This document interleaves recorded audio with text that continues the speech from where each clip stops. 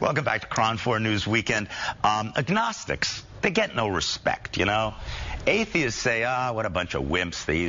Is there a God or isn't there a God? Of course there's no God. And of course people of faith say, come on, how can you not believe? Make up your mind one way or the other. Stepping into the breach to defend agnosticism is Michael Krasny, a familiar voice here in the Bay Area, talk show host on KQED FM, and author of a new book called Spiritual Envy and Agnostic's Quest. Thank you for coming in this morning. Thank you. There is a certain poignance to the title, Spiritual Envy. It suggests, beyond questioning whether there is a God, that you kind of wish you knew one way or the other. It does, and it should, because I do wish I knew one way or the other. And I think there are many people who, for whatever reason, can't make up their mind in the resolute way that you like to believe you can have answers to things. And so I'm taking a stand and saying, would that I had faith, would that I were able to make the leap of faith, would that I had the answers, but I don't.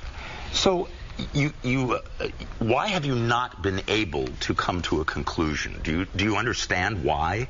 What the circumstances are? Maybe it's just because I'm difficult in coming to conclusions of this sort. It may be the way I'm wired, but I also think it has to do with a kind of skeptical frame of mind that says there's no proof empirically that there is a God, there's no proof empirically that there is not. What would it take to convince you one way or the other? I mean, if for example, something happened that were what you decided was a miracle, might you become a believer?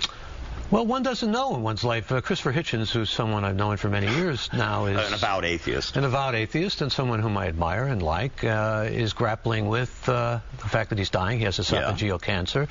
And he said publicly, if I come to some kind of revelation, it's the chemo talking, you know, it's not me.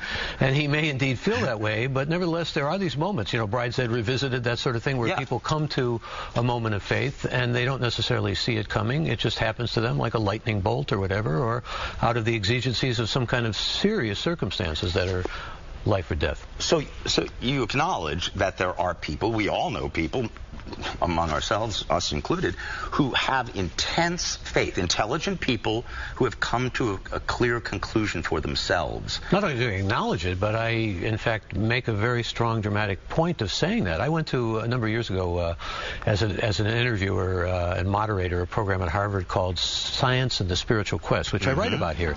And there were international scientists, about maybe 60-70% of scientists don't believe in God and are secular or completely atheist.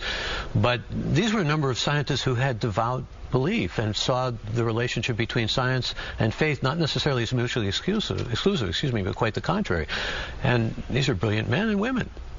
Well, how do you explain faith?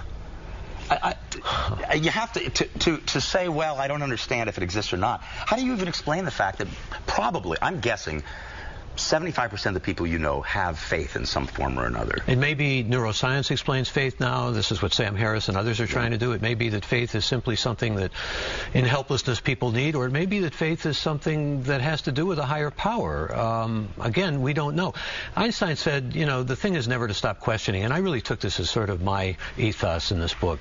I'm questioning everything, not to the point of my existence, do I exist or not, or am I ontologically real? Yeah. But you have to. It was an old joke. I think it was Mort Salz that said, you know, a family of agnostics moved in a neighborhood and someone burned a question mark on that. But there is this question mark essence to agnosticism, and it comes out of an ancient tradition of skepticism, and I really wanted to illuminate agnosticism. I have friends who said, why would you write a book that doesn't have answers? You want to make a lot of money? Write a book with answers. Well, I'm not out to make a lot of money, obviously. Well, you're out to make some enemies, especially among atheists who are especially hard on agnostics. I'm assuming you've gotten significant blowback. Well, the atheists don't like this book, and they think that agnosticism is wishy-washy and everything, but I think if they read this book thoughtfully, and I've interviewed most of the big so-called militant atheists like Richard Dawkins, I have a great deal of respect for him, as well as Hitchens, who, as I said, is sort of a friend.